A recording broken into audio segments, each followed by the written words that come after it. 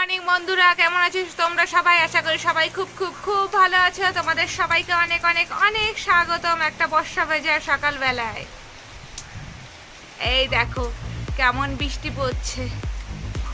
আর বন্ধুরা, আমাদের ভিডিওগুলো যদি ভালো লেগে থাকে তাহলে মুখার্জি ফ্যামিলি ব্লগসকে অবশ্যই লাইক, শেয়ার, কমেন্টস আর সাবস্ক্রাইব করতে কিন্তু একদম ভুলবে না। এই দেখো কি সুন্দর বৃষ্টি পড়ে যাচ্ছে, গাছের পাতাটা কি সুন্দর হাওয়ায় নড়ছে, আমার খুব ভালো লাগছে। তা ভাবলাম তোমাদেরকেও এভাবে মর্নিং উইশটা করেই ফেলি। আজকে আমি কাটা পোনা মাছ রান্না করছি। কড়াইতে দেখো তেল গরম হয়ে ধোয়া উঠে গেছে। এই পাশে ভাত বসিয়ে দিয়েছি, ভাতটা এরকমভাবে চাপা দিয়ে দিয়েছি, তাহলে তাড়াতাড়ি ভাতটা ফুটে যাবে। চালটা ভিজিয়ে রেখেছিলাম। আর তেলটা গরম হয়ে গেছে, আমি প্রথমে মাছগুলো আগে ভাজা করে নেব। মাছগুলো ভাজা করে এটা পেঁয়াজ আদা রসুন দিয়ে আমি রান্না করব। তোমরা দেখতে থাকো যে আমি এটাকে কীভাবে রান্না করি। এবার মাছগুলো ভালো করে লাল লাল করে ডিপ ফ্রাই করে নেব, না হলে দেখতে ভালো লাগবে না। মাছগুলো দুই পাশটাই আমি ভালো করে ফ্রাই করব। মাছগুলো দেখতে পাচ্ছ আমি কেমন লাল লাল করে ভেজে নিয়েছি। এবার মাছগুলো এখান থেকে তুলে নেব। মাছ ভাজা তুলে নিয়ে আমি ওই তেলের মধ্যে কড়াইতে ফোড়ন দিয়ে দিলাম সাদা গোটা জিরে আর তেজপাতা।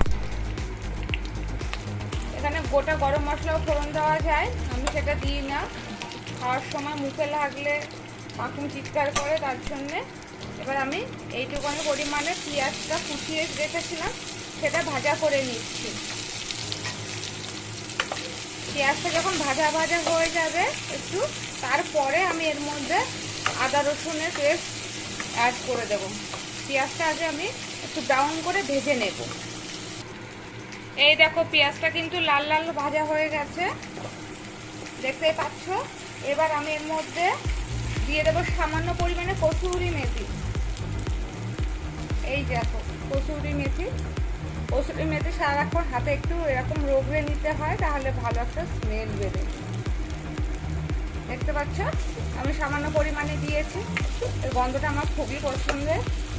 তার মধ্যে দিয়ে দিচ্ছি এই যে সব মশলা। এর মধ্যে কি আছে বলো তো? আদা, পেঁয়াজ, রসুন, টমেটো পেস্ট, আর আছে কাশ্মীরি লঙ্কার গুঁড়ো, চিনি, আর কি বলে ওটাকে, হলুদ গুঁড়ো। এবার আমি এটা দিয়ে দিচ্ছি এর মধ্যে। মশলাটা আমি যতক্ষণ কষাবো যতক্ষণ না তেল ছেড়ে দিচ্ছে আর কাঁচা মশলার গন্ধটা চলে যাচ্ছে, ততক্ষণ পর্যন্ত আমি ভালো করে কষিয়ে নেব। সামান্য পরিমাণে জল দেব। জল দিয়ে ফুটে যাওয়ার পরে আমি তখন মাছ অ্যাড করব। আমি মশলাটা আগে ভালো করে কষিয়ে নিই। এই দেখো মশলাটা ভালো করে কষানো হয়ে গেছে, এই যে তেলও ছেড়ে দিয়েছে। আমি এর মধ্যে পরিমাণ মতো জল দিয়ে দিচ্ছি। এই পরিমাণ জল থাকবে। আর এর মধ্যে নুনও দেওয়া আছে, আমি তখন বলতে ভুলে গেছিলাম নুনের কথা। নুনও দেওয়া আছে। এই পরিমাণ জল দিয়ে আমি এবারটাকে ভালো করে এভাবে নাড়িয়ে দিয়েছি। নাড়িয়ে দিয়ে আমি এটাকে চাপা দিয়ে রাখছি। ঝোলটা ফুটে গেলে তারপরে মাছ দেবো। এই দেখো মাছের ঝোলটা হয়ে গেছে, আমি গ্যাসটা বন্ধ করে দিলাম। দেখতে পাচ্ছ এইটুকানি ঝোল রেখেছি।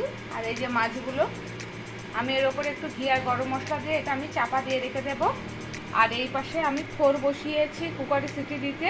থোরটা কুকারে সিটি দিয়ে ঠান্ডা করে একটু চটকে নিয়ে তারপরে রান্না করব। আমি কড়াইতে এবার থোর রান্না করছি। কড়াইতে আমি এখানে তেল গরমের পরে সাদা জিরে, শুকনো লঙ্কা আর তেজপাতা ফোড়ন দিয়েছি। দিয়ে আমি প্রথমে আলুগুলোকে একটু ভাজা ভাজা করে নিই।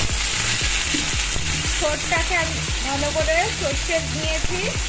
একটু সেদ্ধ করার পরে সেদ্ধ করার পরে ওটা ঠান্ডা করে চটকে নিয়েছি।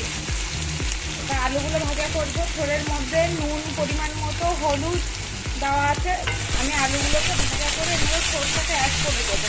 তারপরে যখন থোরটা শুকনো শুকনো হয়ে যাবে তখন আমি সামান্য পরিমাণে চিনি অ্যাড করবো। আমি থোরটা এখন সিম্পলি করছি।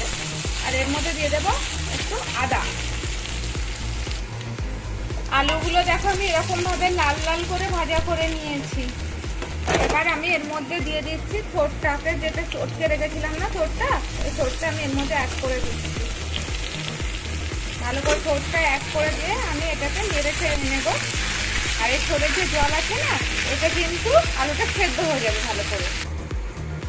এই দেখো আমি সমস্ত থোর কিন্তু অ্যাড করে দিয়েছি এখানে। দেখতে পাচ্ছ সাইডে জল আছে, আমি চটকে সেই জলটা ফেলি না। আর এবার কি করবো বলো তো, এটাকে চাপা আর দেবো না আমি। এটা এভাবে জলটা শুকিয়ে যাবে যখন, তখন একটু শুকনো শুকনো দেখতে হবে। তার আগে একটু শুধু চিনি মিশিয়ে দেবো, আর লাস্টে একটু ঘি গরম মশলা।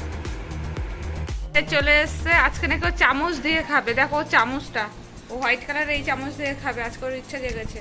আর ওখানে পাকুমে দিদিয়া খেতে বসেছে। দেখি কে ফার্স্ট হয়, আজকে কম্পিটিশন হবে, কে ফার্স্ট হয়। ওই দিদিয়া ফার্স্ট হয়ে গেল। ওই দেখো দিদির ওপর চিৎকার করছে, কত পচা ছেলে, সারাক্ষণ ঝগড়া করে। যা সবাই দেখে ফেললো, যা। আমরা এখন খাওয়া দাওয়ার খেতে বসেছি। এই যে পাকুমের মাছ।